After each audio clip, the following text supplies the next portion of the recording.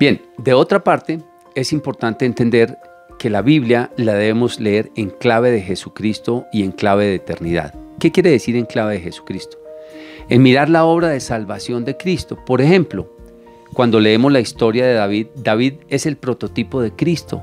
Cristo obviamente es el Dios de los dioses. Es la versión, por supuesto, mejorada de David. Y así cuando vemos varios profetas, vemos algunos personajes en el Antiguo Testamento, como por ejemplo la historia de Abraham y de Isaac, es la historia del Padre Dios que sacrifica a su Hijo. En el caso de Jesucristo es superior porque Jesucristo finalmente sí se sacrificó. Isaac no se sacrificó, no fue sacrificado por Abraham. Entonces la palabra de Dios es importante leerla en clave de Jesucristo y en clave de eternidad. Dios quiere lo mejor para nosotros. Y cuando haya una duda, por ejemplo, hay el Salmo 35, donde dice el salmista, Señor, véngate de los que se vengan de mí, atácalos, mátalos, acábalos. ¿Cómo va a decir eso? La palabra de Dios, mata a este o mata al otro, odia a aquel. Pues se refiere precisamente al pecado, porque el mayor enemigo del ser humano es el pecado. No eran personas específicas. Por eso es que más adelante San Pablo dice, no estamos luchando contra gente de carne y hueso, sino contra malignas huestes espirituales que tienen mando, poder y dominio sobre este mundo de tinieblas. Entonces, ¿qué es lo que te estoy diciendo? Para que tengas una lectura, digamos, más amplia de eternidad de la Biblia, piensa en clave de Jesucristo y en clave de eternidad.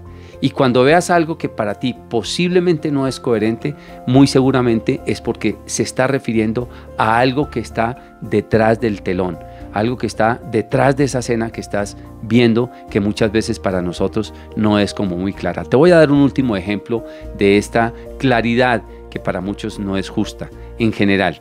Es la siguiente.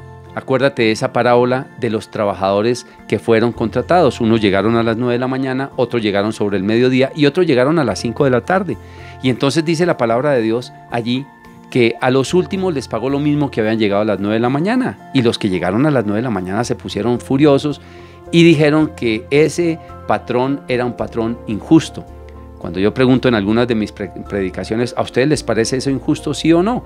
Y mucha gente dice, pues sí, la verdad es que me parece injusto. Fíjate lo que hay detrás de esto. Los que llegaron a las 9 de la mañana, estas personas, ya a las 9 de la mañana, sabían que iban a tener comida para sus casas desde las 9 de la mañana. Porque ya habían sido contratados, ya vivieron todo el día tranquilos, no sufrieron durante todo el día. Los que llegaron a las 5 de la tarde se la pasaron sufriendo todo el día. Desde las 9 de la mañana, sin saber lo que iban a comer, lo que iban a recibir, sin saber siquiera que podían llevar comida a sus casas. Por eso no era injusto, no era injusto. Antes sufrieron más aquellos que no tuvieron empleo desde las 9 de la mañana. Y a veces nosotros no pensamos en esas cosas, pero esas cosas están detrás del contexto, precisamente para que podamos tener una muy buena interpretación bíblica.